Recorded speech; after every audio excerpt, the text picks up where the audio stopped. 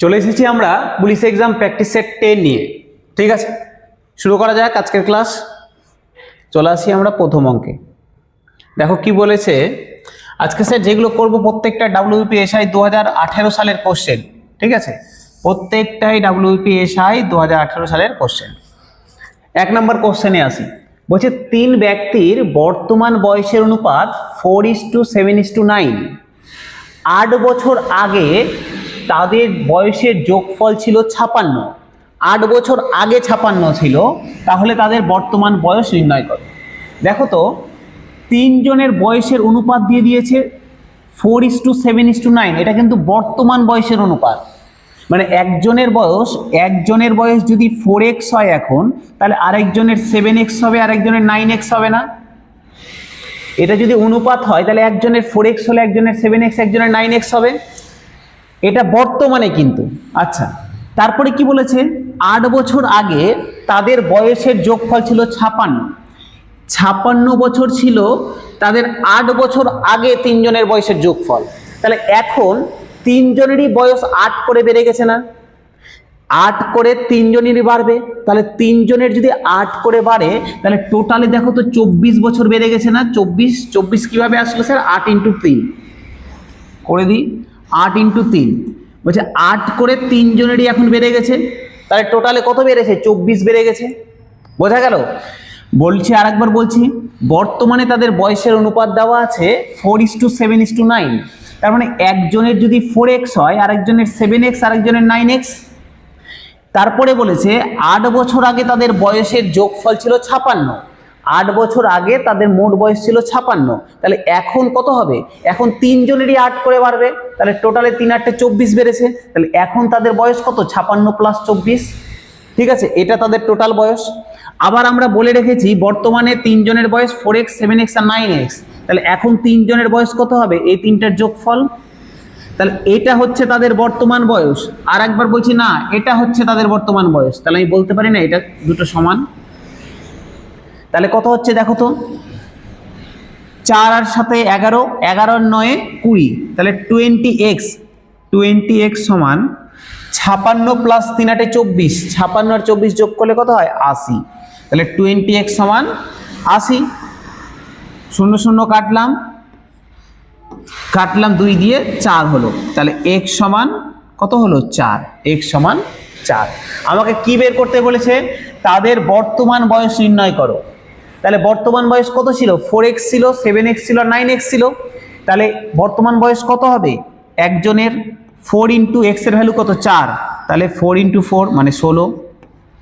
আরেকজনের কত ছিল? 7x, তাহলে 7 × 4, 4 7 28। আরেকজনের কত ছিল? 9 × x, তাহলে 9 × 4, তাহলে 4 9 36। তাহলে 3 জনের বর্তমান বয়স কত? একজনের 16, একজনের 28, একজনের 36। তা দেখো 16 28 36, option number B. Option B হয়ে গেল আমাদের অ্যান্সার। ঠিক আছে, চলে আসি আমরা পরবর্তী কোশ্চেন। WPSI 2018 সালের কোশ্চেন স্যার। ঠিক আছে, পরবর্তী কোশ্চেনে আসি। দেখো কি বলেছে।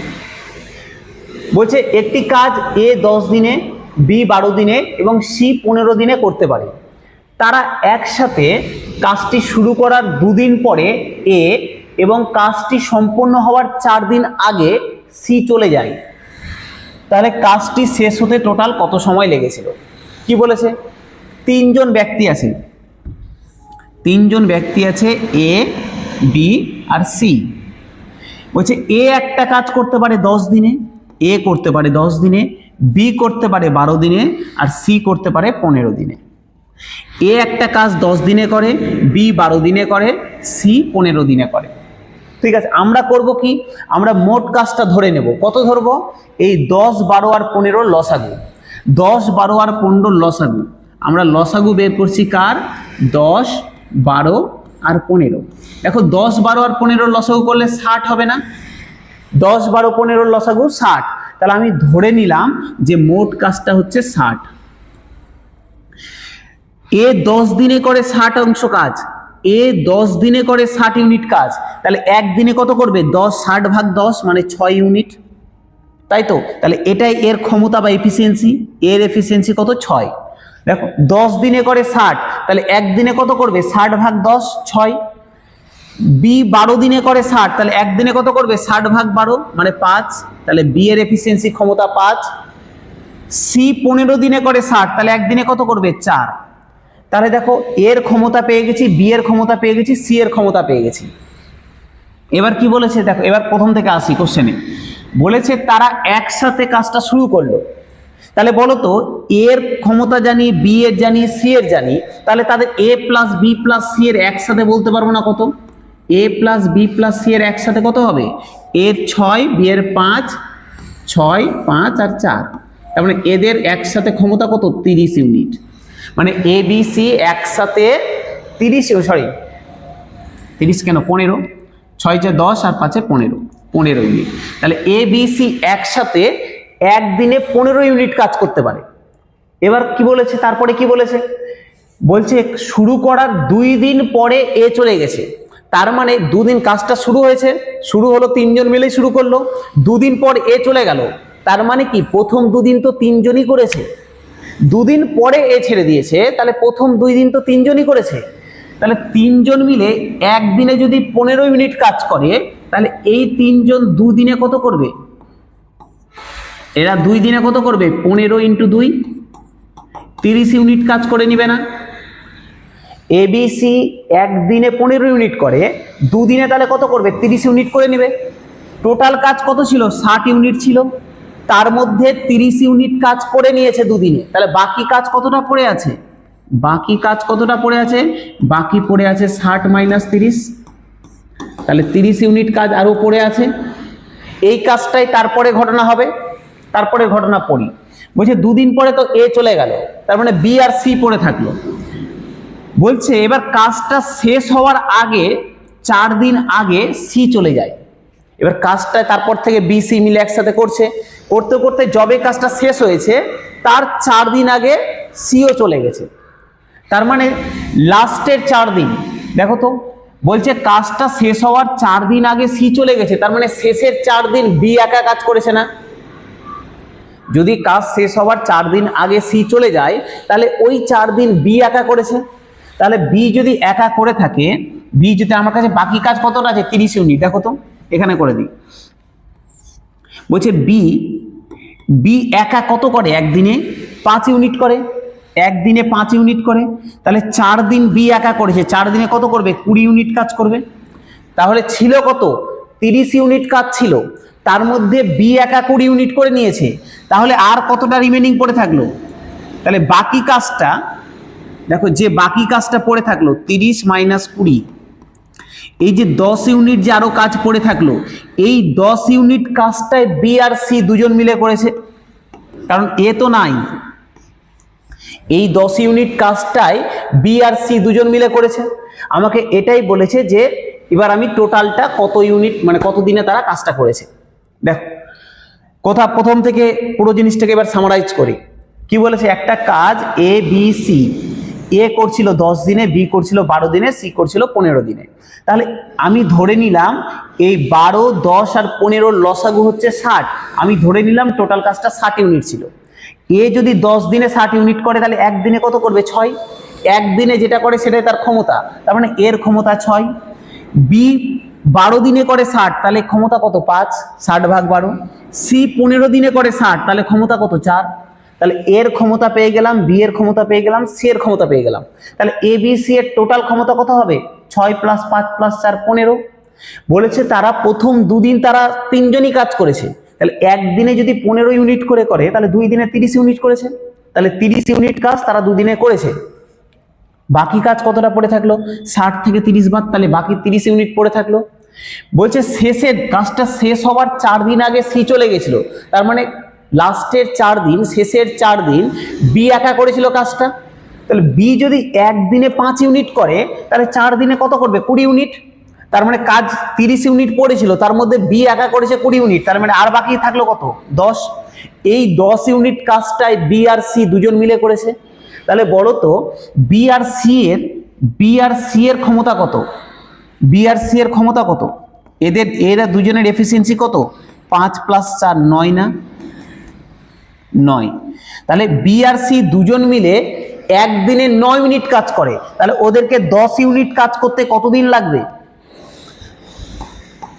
বি প্লাস সি এদের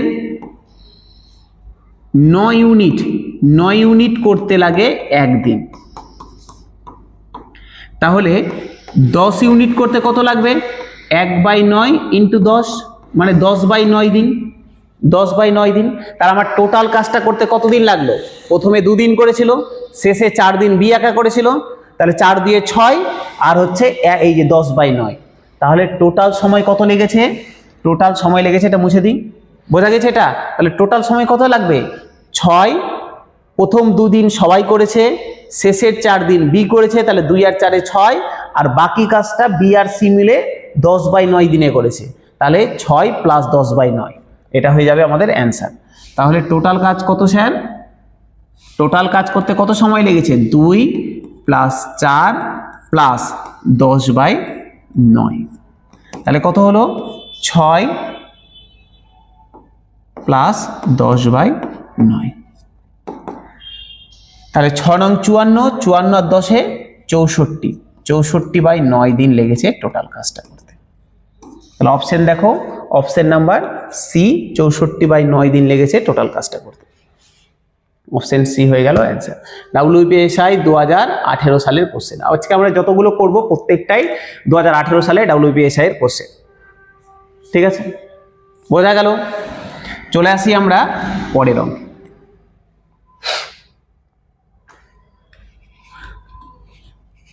কি বলেছে?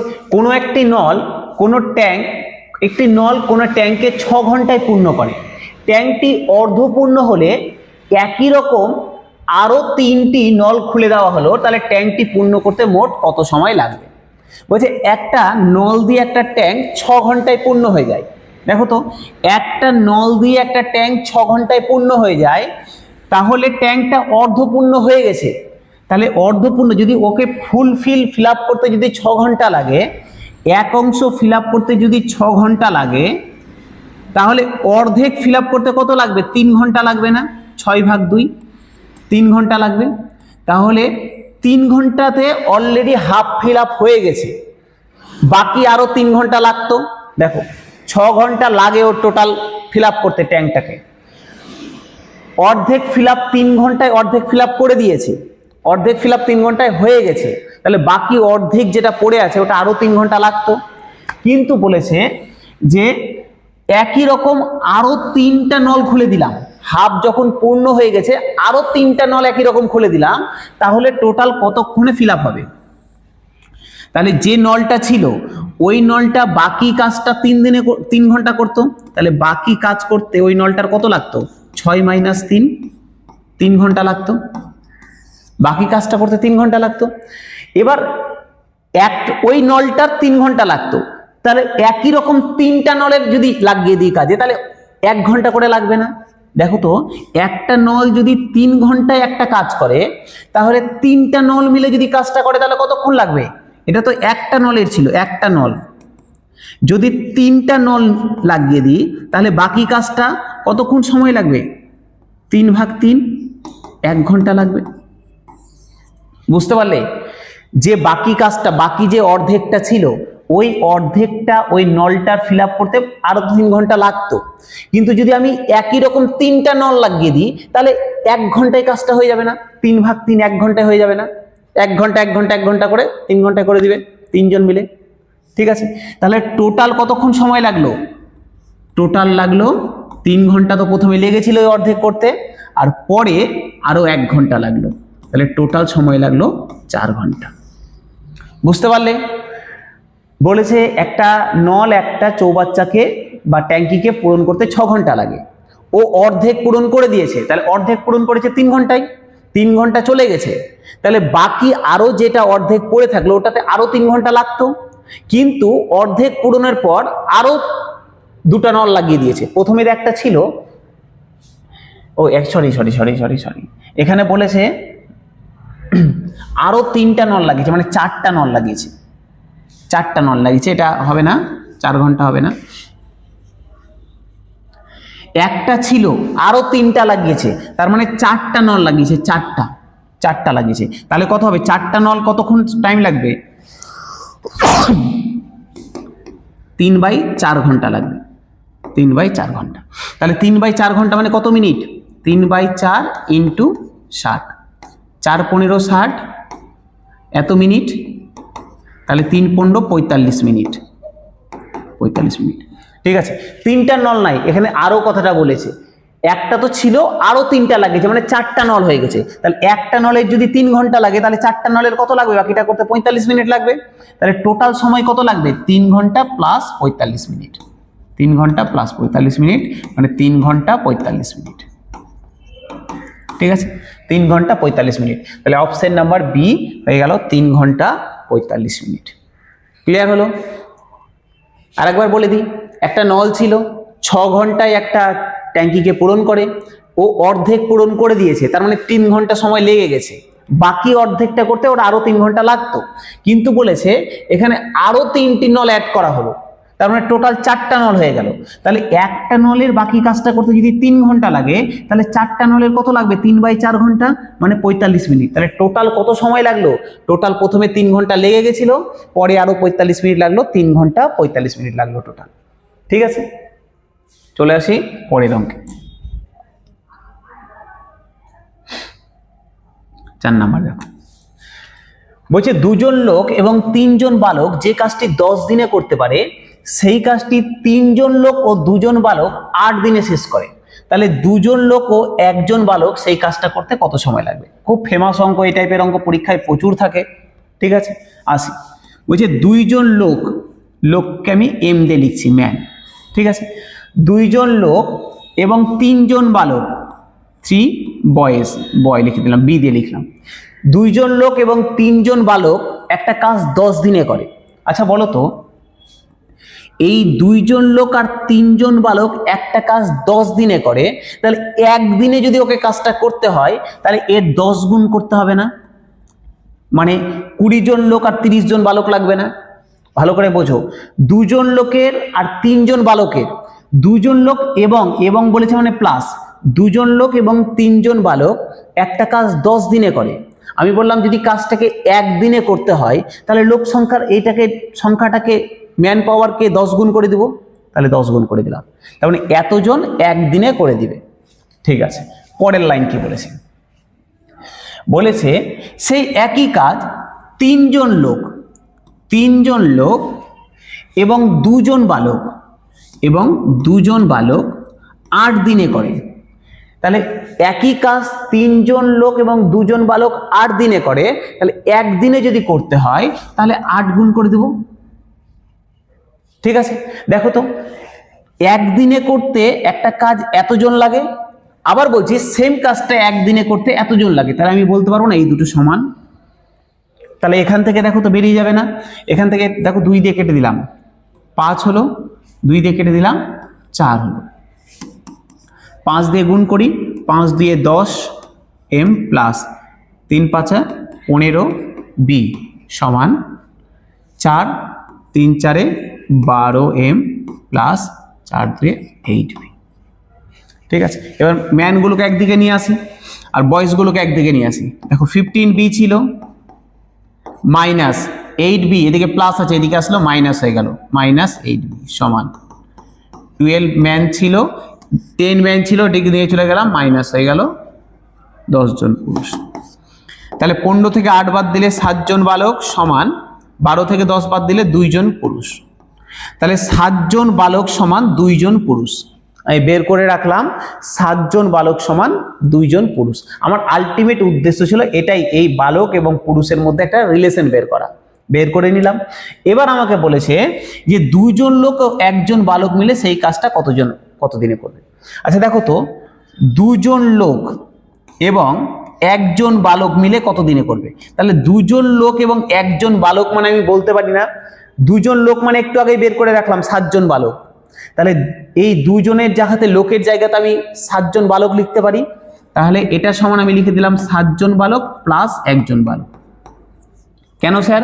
আমি 2 জন লোক সমান 7 জন বালক বের করে রেখেছিলাম, তাহলে 2 জন লোক সমান আমি 7 জন বালক বসিয়ে দিলাম, তাহলে কতজন হলো? 8 জন বালক। তাহলে আমার বেরিয়ে গেল 8 জন বালক।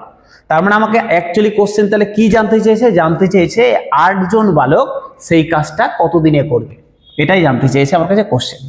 ঠিক আছে, এই পর্যন্ত হয়ে গেল। দেখো তো আমি এই পর্যন্ত মুছে দিই, ঠিক আছে, মুছে দিলাম। আমার কাছে বেরালো 8 জন বালক সেই কাজটা কতদিনে করবে। আচ্ছা দেখো, বলছে একদিনে কাজটা করতে এতটা ম্যান পাওয়ার লাগছিল, এটা হতে পারে বা তুমি এটাও ধরতে পারো, এতটা ম্যান পাওয়ার লাগছিল। তাহলে এই জায়গাতে আমি ইকুয়েশনটাকে পুট করে দিই, এই জায়গাতে গিয়ে আমি পুট করে দিই যে দেখো তো 2 জন পুরুষ, তাহলে 2 জন পুরুষের জায়গাতে আমি লিখে দিলাম, 2 জন পুরুষের জায়গাতে আমি লিখে দিলাম 7 জন বালক, 7 জন বালক প্লাস 3 জন বালক ইন্টু 10 ছিল 10। স্যার 5 লিখে দিও না, আমি 5 করেছিলাম আমার কাটাকাটির সুবিধার জন্য, ঠিক আছে, আমি কেটে দিয়েছিলাম বলে 5 হয়েছিল। অ্যাকচুয়ালি কতজন লাগছিল ম্যান পাওয়ার? এতটা লাগছিল।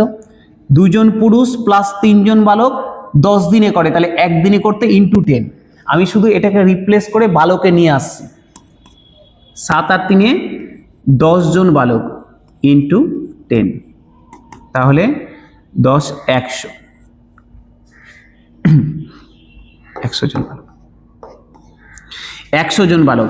তাহলে এত জনের ওই কাজটা করতে লাগছিল একদিন। তার মানে এতজন মানে কি? 100 জন বালক। তাহলে 100 জন বালকের কাজটা করতে লাগছে একদিন। আমাকে কি বের করতে হবে? 8 জন বালকের কত লাগবে। 100 জন বালকের যদি একদিন লাগে, তাহলে 1 জন বালকের কত লাগবে? 100 দিন লাগবে। 8 জন বালকের কত লাগবে? 8 জন বালকের 100/8, এতদিন লাগবে।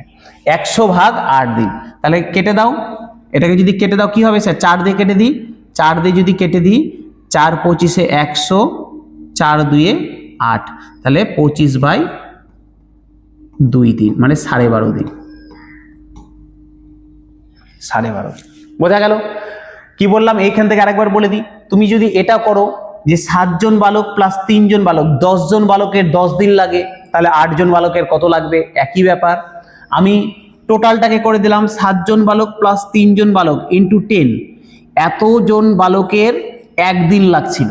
তুমি যদি না করো, তুমি যদি ভাবো আমি এভাবে করব যে 7 জন বালক প্লাস 3 জন বালকের 10 দিন লাগছিল, তাও একই ব্যাপার।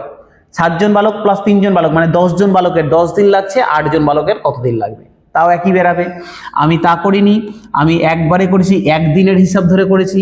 তাহলে এতজন বালক মানে 100 জন বালক, 100 জন বালকের একদিন লাগছে, 100 জন বালকের একদিন লাগছে, তাহলে 8 জন বালকের কত দিন লাগবে? 25/2 বেরোলো, মানে 12.5 দিন লাগবে। অপশন দেখো, অপশন নাম্বার এ 12.5 দিন, অপশন এ 12.5 দিন। ঠিক আছে, চলে আসি আমরা পরের অঙ্ক, 5 নাম্বার অঙ্কে।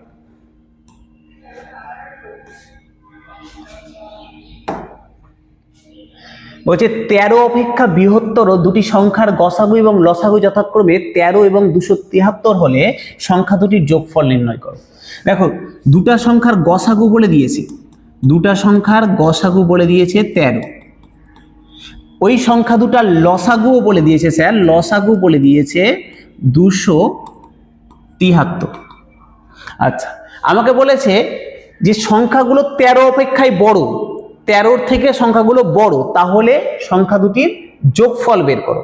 তাহলে আমি দেখি পসিবিলিটি যে সংখ্যাগুলো কি কি হতে পারে। তার জন্য আমি লসাগুটাকে আগে ভেঙে নিই। দেখো তো 273কে যদি ভাঙি, এতটুকু তো আমার মাথায় জ্ঞান আছে, 273কে ভাঙছি, যেহেতু গসাগু 13, তার মানে 13 দিয়ে ভাগ যাবেই। তা আমি আগে 13 দিয়ে ভেঙে নিই, 3 দিয়েও যাবে, যা ইচ্ছা করতে পারো। 13 দুগুণা 26, 13 কে 13, 3 দিয়ে যাবে, 3 সাথে 21। তার মানে 273কে যদি ভাঙা যায়, তাহলে 13 হয় ইন্টু 3 ইন্টু 7। তার মানে আমি এটা লিখতে পারি না যে সংখ্যাটার গসাগু, আমি এখানে লিখে দিলাম 13 ইন্টু 3 ইন্টু 7। 273 না লিখে আমি এই জায়গাতে এটা লিখে দিলাম। ঠিক আছে, এবার বলেছে সংখ্যাটার গসাগু 13 আর লসাগু হচ্ছে 13 ইন্টু 3 ইন্টু 7। এবার আমি বলতে চাইছি এখান থেকে পসিবিলিটি কি কি আছে ভালো করে বুঝবে, যে এখান থেকে পসিবিলিটি সংখ্যাগুলো হওয়ার পসিবিলিটি কি কি।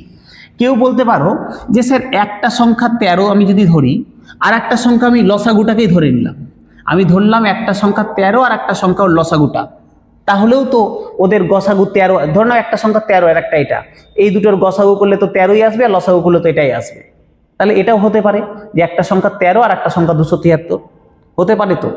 ওই যে হতে পারতো, কিন্তু কোশ্চেনে একটু আমাকে বলে দিয়েছে যে সংখ্যাগুলো 13 অপেক্ষায় বৃহত্তর, 13 থেকে বড় হবে দুটোই সংখ্যা, তার মানে এই পসিবিলিটিটা আমরা নিতে পারবো না যে একটা 13 আর একটা 273 নিতে পারবো না। তাহলে আর কি পসিবিলিটি হতে পারে, দেখো আমি বললাম যে একটা সংখ্যা 13 × 3, যে কোনো একটা 13 × 3, তাহলে আর একটা সংখ্যা কত হবে 13 × 7 হবে। আমি এই 3 আর 7 মধ্যে আমি যে কোনো একটাকে দিয়ে দিলাম গসাগুর সাথে, দেখো তো ভালো করে বোঝো, সংখ্যা দুটার গসাগু বলে দিয়েছে 13, তার মানে দুটা সংখ্যাতেই 13 তো কমসে কম আছেই, যেহেতু গসাগু 13 তার মানে সংখ্যা দুটাতে 13 তো আছেই।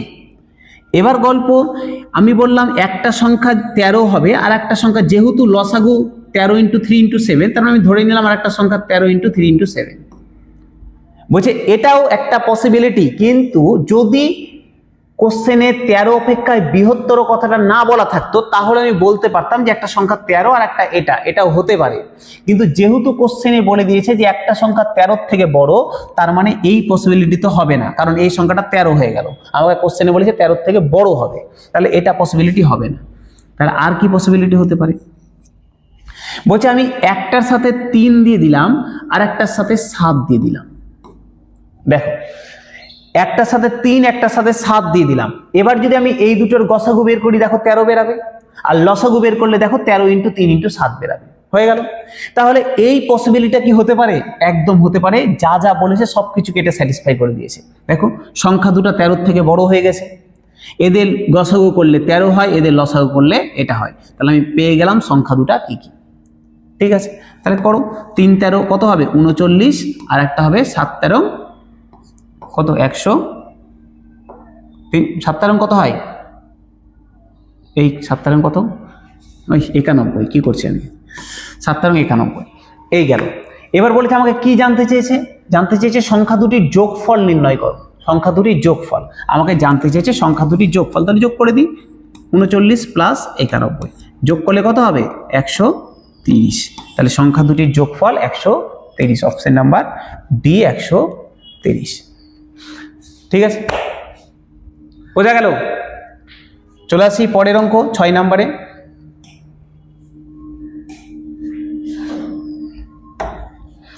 বলছে 126 টাকা প্রতি কেজি ও 135 টাকা প্রতি কেজি মূল্যের 2 প্রকার চা তৃতীয় প্রকার অপর একটি চায়ের সাথে 1:1:2 অনুপাতে মিশ্রিত করা হলো। যদি মিশ্রিত চায়ের মূল্য প্রতি কেজি 153 টাকা হয়, তবে তৃতীয় প্রকার চায়ের প্রতি কেজি মূল্য কত। দেখ 3 ধরনের চা আছে যেটা 1:1:2 অনুপাতে মেশানো হয়েছে। এই প্রথম প্রকার চা কতটা নেওয়া হয়েছে, এর দাম কত 126 টাকা পার কেজি। দ্বিতীয় প্রকার চা, দেখুন মনে করো আমরা এরকম অঙ্ক করেছিলাম আগে, দ্বিতীয় প্রকার চায়ের মূল্য কত 135 টাকা পার কেজি। ঠিক আছে, কতটা নিয়েছি, এই 126 টাকা পার কেজি চায়ের কতটা নিয়েছি 1 কেজি, 135 টাকা পার কেজি চা কতটা নিয়েছি 1 কেজি, আর তৃতীয় প্রকার চা কতটা নিয়েছি 2 কেজি। এটার দাম দেওয়া নাই, আমি ধরে নিলাম x টাকা, ধরে নিলাম x টাকা। তাহলে বলো তো যে আমার টোটাল কত টাকা লাগবে, 126 টাকা কেজি নিয়েছি, কতটা 1 কেজি, আমার কত লাগলো 126 টাকা। 135 টাকা কেজি কতটা নিয়েছি 1 কেজি, লাগবে কত 135 টাকা। x টাকা কেজি নিয়েছি কত 2 কেজি, তাহলে লাগবে 2x টাকা। তাহলে টোটাল এই টাকাটা লেগেছে না, কত হয় যোগ করলে 135 আর 126 যোগ করবে কত হবে 200, 200 200 270 270 আর 9 261, 261 প্লাস 2x, এত টাকা লেগেছে। ঠিক আছে, তাহলে এই টোটাল চাটা কিনতে আমার এত টাকা লেগেছে। আমি এত টাকা দিয়ে কত কেজি চাল পেয়েছি, চা পেয়েছি 1 + 1 + 2, টোটাল 4 কেজি চা পেয়েছি। তাহলে এই 4 কেজি চায়ের দাম আমার এত টাকা, বোঝা গেল। 4 কেজি চায়ের দাম 261 + 2x টাকা। তাহলে আমাকে বলেছে এবার বলেছে আলটিমেট যখন আমি মিশ্রিত করে দিয়েছি, তিনটাই চা, এবার তিনটা চাকে মিক্সড করে দিয়েছি, মিক্সড করে দাম দাঁড়িয়েছে 153 টাকা। আলটিমেট দাম দাঁড়িয়েছে আমার 153 টাকা। তাহলে তৃতীয় প্রকার চা মানে এক্স এর ভ্যালুটা কত?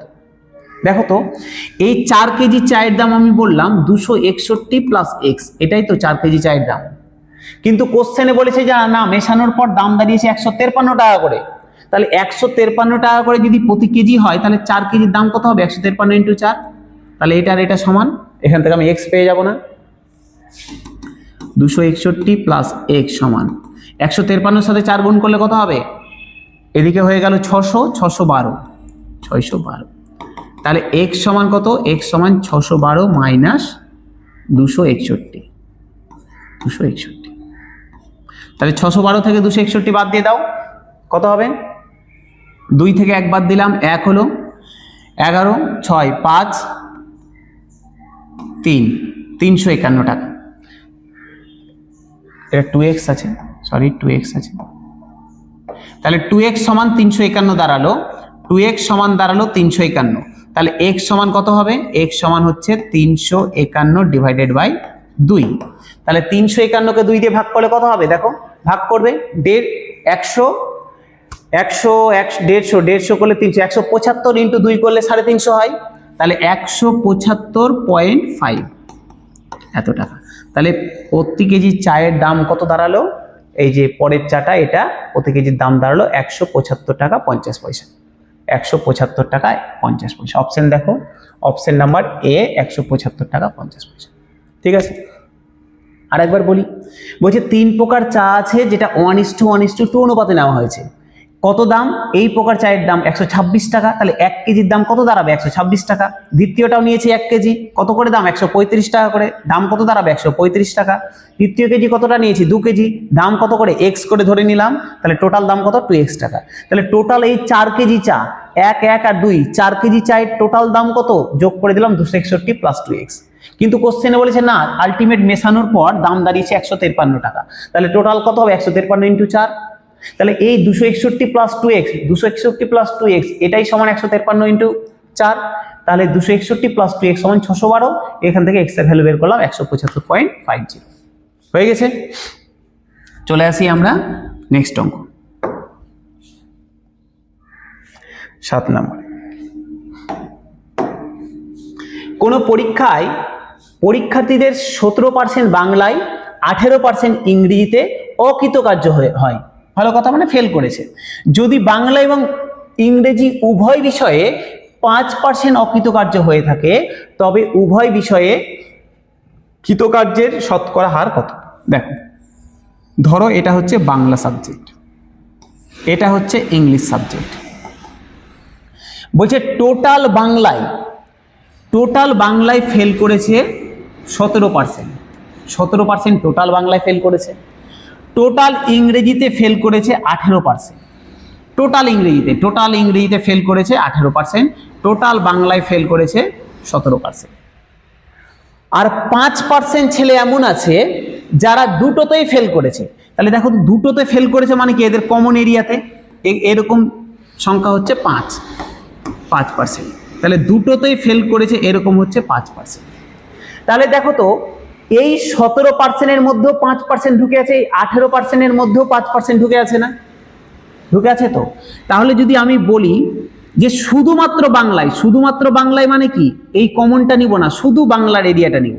এই যে শুধুমাত্র বাংলায় কত ফেল করেছে? তাহলে 17 মাইনাস 5, 12%।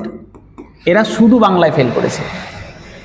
আর যদি বলি শুধু ইংরেজিতে কত ফেল করেছে, তাহলে আমি এখানেও এই কমন এরিয়াটা নিব না, এটা বাদ দিয়ে শুধু ইংরেজিতে কত ফেল করেছে? 18 মাইনাস 5, কত? 13%। বোঝা গেল? টোটাল বাংলায় করেছিল 17%, টোটাল ইংরেজিতে করেছিল 18%। তার মধ্যে 5% এমন আছে যারা দুটাতেই করেছে। তাহলে ওই 5%কে যদি আমি বাদ দিয়ে দিই, 17 থেকে 5কে বাদ দিয়ে দিই, তাহলে যে 12% পড়ে থাকলো, এই 12% শুধুমাত্র বাংলায় পাস করেছে, কিন্তু ফেল করেছে, কিন্তু ইংরেজিতে পাস করেছে। একই রকম ভাবে যদি 18 থেকে 5 বাদ দিয়ে দিই, তাহলে 13%, এই 13% শুধু ইংরেজিতে ফেল করেছে, ওরা কিন্তু আবার বাংলায় পাস করেছে। ঠিক আছে, তাহলে মিনিমাম কোনো না কোনো সাবজেক্টে একটা সাবজেক্টে ফেল করেছে, মিনিমাম একটা হলেও সাবজেক্টে ফেল করেছে, এরকম স্টুডেন্ট কতগুলো আছে দেখো তো? 12% প্লাস 13% প্লাস 5% না? এই 12% শুধু বাংলায় ফেল, এই 13% শুধু ইংরেজিতে ফেল, আর এই যে 5% এরা দুটাতেই ফেল। তার মানে অন্তত একটাতে ফেল করেছে এরকম স্টুডেন্টের সংখ্যা কত এই টোটালটা? তাহলে কত হচ্ছে? 12 আর 3 12 আর 23 23, 23 আর 5 28, তাই তো হচ্ছে, তাই হচ্ছে। তাহলে এই 28%, 28 হচ্ছে তো 17, 17 থেকে 5 বাদ দিলাম 12, 18 থেকে 5 বাদ দিলাম 13, তাহলে 12 সরি 30 হচ্ছে। 12 আর 13 25, 25 আর 5 30, 30%। তাহলে বলো এই যে 30%, এই 30% স্টুডেন্ট কোনো না কোনো সাবজেক্টে ফেল করেছেই, হয় শুধু বাংলায়, না হলে শুধু ইংরেজিতে, না হলে দুটাতেই। এই 30% স্টুডেন্ট কোনো না কোনোটাতে ফেল করেছেই। আমাকে কি বের করতে দিয়েছে? আমাকে বের করতে দিয়েছে তবে উভয় বিষয়ে কৃতকার্যের সংখ্যা কত। তাহলে বাকি যারা আছে তারা উভয় সাবজেক্টে পাস করেছে, তাহলে উভয় সাবজেক্টে, বোথ সাবজেক্টে পাস করেছে কারা? বোথ সাবজেক্টে করেছে 100 - 30, তার মানে 70%। এই 70% বোথ সাবজেক্টে পাস করেছে। দেখো option number D, option number D. ঠিক আছে, আমরা পরীক্ষায় করব কি? পরীক্ষায় তো এত ছবি টবি আঁকতে যাবো না, পরীক্ষায় করব কি? পরীক্ষায় মাথায় রাখবে এরকম ইন্ডিভিজুয়াল সাবজেক্ট যেগুলো দিয়েছে, তার মানে 17% বাংলায় ফেল, ফেলগুলো প্লাস 18% ইংরেজিতে ফেল হয়ে গেল। আর উভয় সাবজেক্টে যেটা করেছে, উভয় সাবজেক্টে যেটা করেছে সেটাকে এখান থেকে শুধু বাদ দিন, তাহলে এটা হয়ে যাবে আমার কোনো না কোনো সাবজেক্টে ফেল করা স্টুডেন্ট। দেখো 18 আর 17 35, 35 থেকে 5 বাদ 30, আমার এই 30টাই বেরিয়েছিল। কি বললাম? এক একটা ইন্ডিভিজুয়াল সাবজেক্টে ফেল করা স্টুডেন্টের পার্সেন্টেজগুলো যোগ করে দেবো, আর লাস্টে গিয়ে উভয় সাবজেক্টে যেটা করেছে সেটাকে বিয়োগ করে দেবো। তাহলে কত হবে? 18 সাথে 17 আর 18 35, 35 থেকে 5 বাদ 30, তাহলে 30% তাহলে কোনো না কোনো সাবজেক্টে ফেল করেছে। তাহলে উভয় সাবজেক্টে পাস করেছে কতজন? 100 - 30 70। এই হয়ে গেল আমার অঙ্ক। ঠিক আছে, চলে আসি পরের অঙ্কে।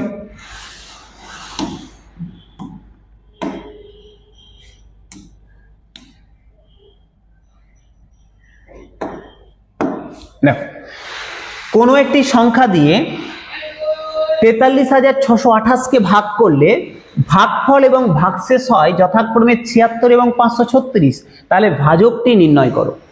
আমরা কি জানি? এটা যদি একটা ভাগফল হয় তাহলে এটাকে ভাজক বলে, এটা হচ্ছে ভাজক, এটা হচ্ছে ভাগফল, এটা হচ্ছে ভাগফল, এটা হচ্ছে এটা হচ্ছে ভাজ্য, ভাজ্য, এটা হচ্ছে ভাগফল, আর এটা হচ্ছে শেষেরটা হচ্ছে ভাগশেষ, এটা হচ্ছে ভাগশেষ, তাই তো? ভাজক, ভাজ্য, ভাগফল, ভাগশেষ। আমরা কি জানি? আমরা দেখো ছোটবেলা থেকে শিখে এসেছি যে ভাজক ইন্টু ভাগফল, ভাজক ইন্টু ভাগফল যোগ ভাগশেষ, ভাগশেষ, এটা সমান হচ্ছে ভাজ্য, এটা সমান ভাজ্য। মানে এর সাথে একে গুণ করব, তার সাথে এটা যোগ করব, তাহলে আমার ভাজ্যটা বেরিয়ে যাবে। ধরে নাও স্যার কিভাবে? ধরে নাও 3 দিয়ে তুমি 11কে ভাগ করছো, কত হবে? 3 2 3 3 হয়ে গেল 9, ভাগশেষ হয়ে গেল 2। দেখো 3 এর সাথে 3 গুণ করো 9, 9 এর সাথে 2 যোগ করো 11 মিলে যাবে। ঠিক আছে, তাহলে ভাজক ইন্টু ভাগফল যোগ ভাগশেষ সমান ভাজ্য। এবার কোশ্চেনে দেখো সব বলে দিয়েছে, কোশ্চেনে তোমাকে সব বলে দেওয়া আছে। কোনো একটা সংখ্যা দিয়ে 43,628কে ভাগ করব, তার মানে ভাজ্য বলে দিয়েছে 43,628 হয়ে গেল। আচ্ছা, যার ভাগফল হয় কত? 76, তাহলে আমাকে ভাগফল বলে দিয়েছে 76, আমাকে ভাজক বের করতে, আমি ধরলাম ভাজক x, ভাগফল কত? 76, আর ভাগশেষ কত বলে দিয়েছে? ভাগশেষ বলে দিয়েছে, এটা 1 না কিন্তু, এটা মানে দাড়ি দেওয়া আছে 536, তাহলে 536 বোঝা গেল। তা আমি এটা বের করতে পারবো না, আমি 536টা যোগ আছে ওইদিকে গেলে বিয়োগ হয়ে যাবে, তাহলে বিয়োগ করে দিব, তারপরে এক্স এর ভ্যালু কি হবে, বিয়োগ করে যেটা দাঁড়াবে ওকে 76 দিয়ে ভাগ করে দেবো। বুঝতে পারলে কি বললাম, x ইন্টু 76 সমান কি হবে, 536টা দিকে যোগ আছে সমানের ওইদিকে গেলে কি হবে, বিয়োগ হয়ে যাবে, তাহলে বিয়োগ করে কিছু একটা ভ্যালু দিবে। এবার করব কি, তাহলে x ইন্টু 76 সমান কত, x সমান কত হবে 76 দিয়ে এবার যেটা থাকবে ওটাকে ভাগ করে দেবো। আমাকে ভাগ করে তোমরা অ্যান্সার বলবে যে x সমান কত দাঁড়াচ্ছে, যেটা দাঁড়াচ্ছে সেটাই ভাজক হবে। তাহলে তোমাদের কাজ হচ্ছে এখান থেকে 536কে বাদ দিবে, বিয়োগফল যেটা দাঁড়াবে 76 দিয়ে বিয়োগফলটাকে ভাগ করে দেবে। ঠিক আছে, যেটা দাঁড়াবে সেটাই হয়ে গেল ভাজক। আমাকে অ্যান্সারটা বলবে কত হচ্ছে, এ বি সি ডি কত হবে বলবে। চলে আসি আমরা পরের অঙ্কে, 9 নাম্বার। বলছে 45 কিমি ঘন্টা বেগে গতিশীল 130 মিটার লম্বা একটা ট্রেন 30 সেকেন্ডে একটি সেতুকে অতিক্রম করে, তাহলে সেতুটির দৈর্ঘ্য নির্ণয় করো। ঠিক আছে, প্রথম কাজ কি, কিলোমিটার পার ঘন্টা আছে, আমাকে এখানে সেকেন্ড বলেছে, তাহলে আমি ওটাকে মিটার পার সেকেন্ডে নিয়ে আসবো। 45 কিলোমিটার পার আওয়ারকে সেকেন্ড নিয়ে আসছি, কিলোমিটার পার আওয়ার থেকে মিটার পার সেকেন্ডে আনতে গেলে 5/18 দিয়ে গুণ করে দিতে হবে। তাহলে কেটে দিই 9 দিয়ে, 9 দুগুণ 18, 5 9 45, তাহলে কত দাঁড়ালো 25/2 এত মিটার পার সেকেন্ড স্পিড পেয়ে গেলাম। বলছে 130 মিটার লম্বা একটা ট্রেন সেতুকে অতিক্রম করেছে, সেতুটার দৈর্ঘ্য নির্ণয় করো। 30 সেকেন্ড অতিক্রম করেছে, 1 সেকেন্ডে ট্রেনটা যায় 25/2 মিটার, তাহলে 30 সেকেন্ডে কত যাবে, ট্রেনটা 30 সেকেন্ডে কত যাবে, তাহলে 25/2 ইন্টু 30 এত মিটার যাবে, তাই তো। 1 সেকেন্ডে যদি 25/2 মিটার যায় তাহলে 30 সেকেন্ড এত যাবে, 2 দিয়ে কেটে দিলাম, কত হলো 15, 15 ইন্টু 25 করো, 5 15 75 5 হাতে থাকলো 7, 15 2 30, 30 আর সাথে 37 এত মিটার। তাহলে ট্রেনটা 30 সেকেন্ডে যায় এত মিটার। এবার দেখো, আগেও বলেছি আবারও বলছি, কোনো সেতুকে অতিক্রম করা, প্ল্যাটফর্মকে অতিক্রম করা, এই জিনিসগুলো যখন দেওয়া থাকবে বা কোনো টানেলকে অতিক্রম করা, তখন এটার মানে হচ্ছে যে ট্রেনটা নিজের দৈর্ঘ্য যায় প্লাস টানেলটার দৈর্ঘ্য বা প্ল্যাটফর্মটা বা সেতুটার দৈর্ঘ্য যায়। আর যদি কোনো ব্যক্তিকে অতিক্রম করে তাহলে ট্রেনটা শুধু নিজের দৈর্ঘ্য যায়। তাহলে এই ক্ষেত্রে কি বলেছে, সেতুকে অতিক্রম করছে, তার মানে এই 375 মিটার হচ্ছে ট্রেনটার নিজের দৈর্ঘ্য প্লাস সেতুর দৈর্ঘ্য। তার মানে এটা হচ্ছে ট্রেনটার নিজের দৈর্ঘ্য, মানে ট্রেনটার দৈর্ঘ্য প্লাস সেতুর দৈর্ঘ্য। ঠিক আছে, সেতুর দৈর্ঘ্য। ট্রেনটার দৈর্ঘ্য তো বলে দিয়েছে কোশ্চেন 130 মিটার, তাহলে সেতুর দৈর্ঘ্য পেয়ে যাব না। তাহলে ট্রেনটার দৈর্ঘ্য, তাহলে আমি এখানে বলতে পারি 375 সমান 130 প্লাস যে সেতুটা রয়েছে তার দৈর্ঘ্য। তাহলে সেতুর দৈর্ঘ্য কত হবে, 375 মাইনাস 130, তাহলে সেতুর দৈর্ঘ্য কত হবে 375 মাইনাস 130, 375 মাইনাস 130 সমান হচ্ছে সেতুর দৈর্ঘ্য। ঠিক আছে, তাহলে 375 থেকে 130 বাদ দিলে কত হয়, 375 থেকে 130 বাদ দিয়ে দাও, কত হবে এখানে করে দিই, সমান 5 থেকে 0 বাদ দিলাম 5 হলো, 7 থেকে 3 বাদ দিলাম 4 হলো, 3 থেকে 1 বাদ দিলাম 2 হলো, তাহলে 245 মিটার হচ্ছে সেতুটার দৈর্ঘ্য। অপশন দেখো, option number A 245 metre, 245 metre হয়ে গেল অ্যান্সার। ঠিক আছে, চলে আসি আমরা পরের অঙ্কে, 10 নম্বরে আসি। বলছে কিছু টাকা বার্ষিক 5% সরল সুদের হারে কত বছরে 3 গুণ হবে। 2018 কোশ্চেন। যা করবো আজকে 15টা যে সেট করবো, 15টা যে অঙ্ক করবো, সরি সেট নয় 15টা যে অঙ্ক করবো, 15টা অঙ্কে আজকে WBSI 2018 সালের কোশ্চেন। বলছে কিছু পরিমাণ টাকা বার্ষিক 5% সরল সুদের হারে কত বছরে 3 গুণ হবে। আমি ধরে নিলাম আমি ব্যাংকে 1 টাকা রেখেছি। দেখো তো আগে লিখে দিই সূত্রটা। সরল সুদ সমান আমরা সবাই জানি না, সরল সুদ সমান আসল ইন্টু সময় ইন্টু সুদের হার বাই 100, 100। তাই তো জানি। তাহলে বলেছে দেখো তো, আমি বলছি আমি ধরে নিলাম আমার আসল 1 টাকা, আমি ব্যাংকে 1 টাকা রেখেছি, তুমি 100 ধরতে পারো, 500 ধরতে পারো, 1000 ধরতে পারো, আমি ধরলাম ব্যাংকে 1 টাকা রেখেছি। কোশ্চেনে কি বলেছে, কত বছর পর তার 3 গুণ হয়ে যাবে, তার মানে সুদে আসলে 3 টাকা হয়ে গেছে। দেখো তো ভালো করে বোঝো, এখানে 3 হবে না, আমি 1 টাকা রেখেছিলাম, সুদে আসলে 3 টাকা হয়ে গেছে, তার মানে সুদ কত পেয়েছি, 2 টাকা পেয়েছি না। আমি ব্যাংকে 1 টাকা রেখেছিলাম, সুদে আসলে 3 টাকা হয়ে গেছে, তার মানে আমি 2 টাকা সুদ পেয়েছি, 2 টাকা সুদ পেয়েছি। সময় বের করতে দিয়েছে, টি বের করতে দিয়েছে, সুদের হার বলে দিয়েছে 5%, তাহলে 5/100 তাহলে কি হবে, কেটে দিই, 5 দিয়ে কেটে দিলাম, 5 20 100, তাহলে টি সমান কত হবে, 20 এদিকে নিচে আছে, এদিকে আসলে গুণ হয়ে যাবে, তাহলে টি ইকুয়াল টু 20 × 2 40। তাহলে কত বছর সময় লাগবে, 40 বছর সময় লাগবে, অপশন নাম্বার এ। কি বললাম, আবারও বলছি, সরল সুদ সমান আসল ইন্টু সময় ইন্টু সুদের হার বাই 100।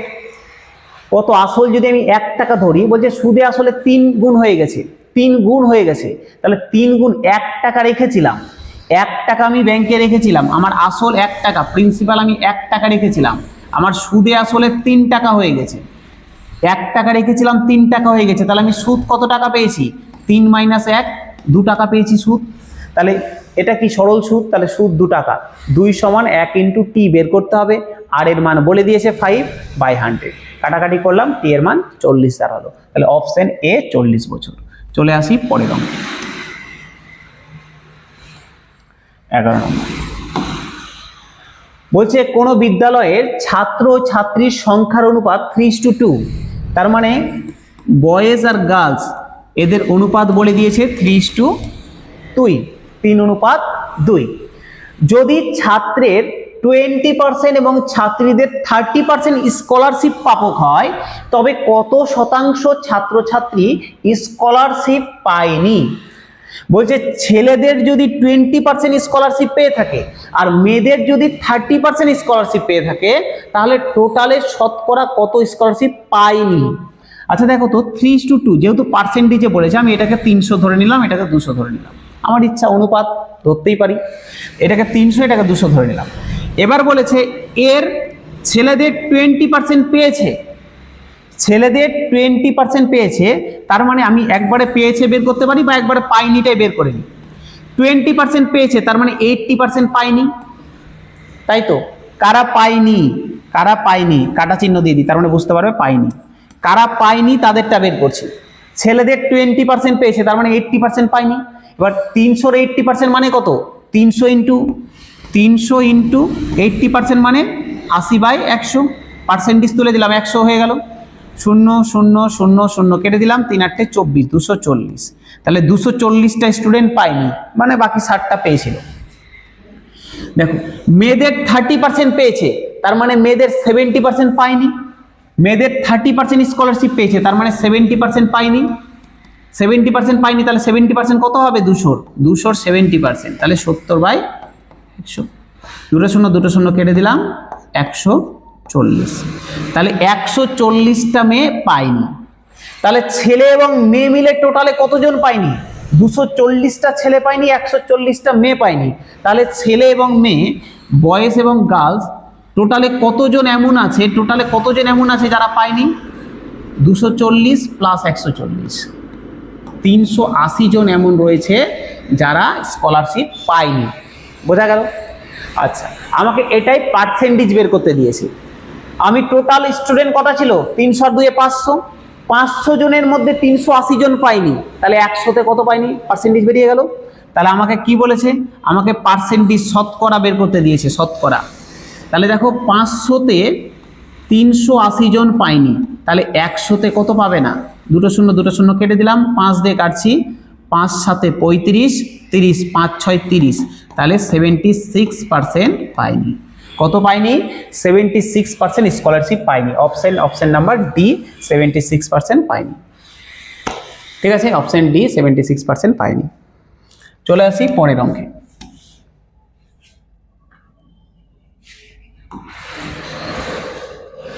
দুটি সংখ্যার যোগফল 25, তাদের অন্তর 13, তাহলে সংখ্যা দুটার গুণফল নির্ণয় করো। দুটা সংখ্যা, একটা এক্স একটা ওয়াই, এদের বলেছে যোগফল 25 আর এদের অন্তর বলে দিয়েছে, বিয়োগফল বলে দিয়েছে 13। সংখ্যা দুটি বের করতে পারবো না, পাতি যোগ করে দাও। দেখো ওয়াই ওয়াই কেটে গেল, 2x সমান 25 আর 13 38। এখান থেকে 2 কেটে দিলাম 19, তাহলে এক্স এর ভ্যালু দাঁড়ালো 19। এক্স যদি 19 হয়, যে কোনো একটাতে এক্স বসিয়ে দাও, তাহলে এক্স এর ভ্যালু আমি 19 প্রথমটাতে বসিয়ে দিই, তাহলে 19 প্লাস ওয়াই সমান হচ্ছে 25। তাহলে এখান থেকে আমি বলে দিলাম ওয়াই সমান 25 মাইনাস 19 সমান 6।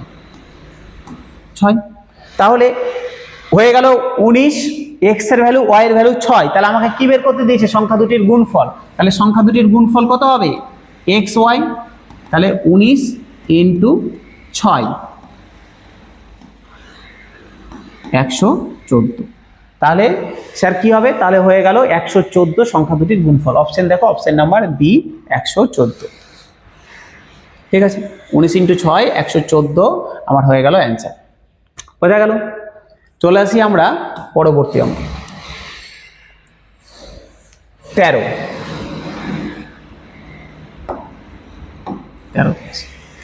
বলছে একটি ক্রিকেট খেলায় প্রথম 10 ওভারের রানের গড় ছিল 3.2।